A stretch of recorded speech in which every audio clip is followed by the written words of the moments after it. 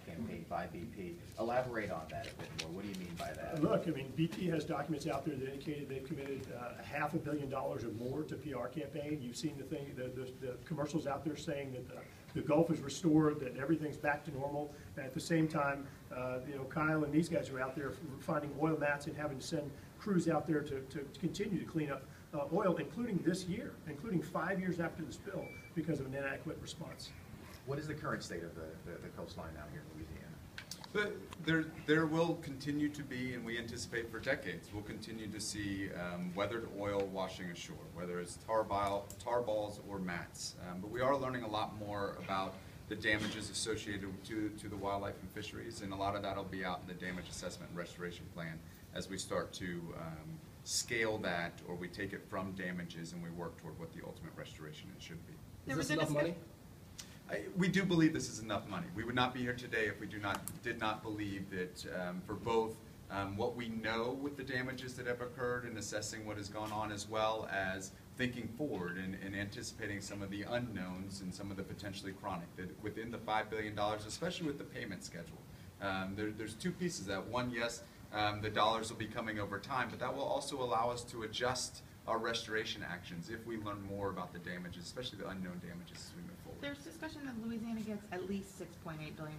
Where is the wiggle room where Louisiana could go up? Which piece of it is? Right, so there's a lot of, as General Caldwell mentioned, there's a lot of things that we still need to work out. So for example, in the Restore Act, the Restore Act has 5 different buckets, or different categories of spending. One of them gets determined by the Restore Council themselves. So we're not going to know what that number is until the Restore Council actually makes that determination. And so to put that into perspective, out of the $5.5 billion in this current agreement, as well as the $1 billion under Transocean, that piece of that bucket 2, or what will be determined by the Restore Council, is somewhere north of $1.4 billion.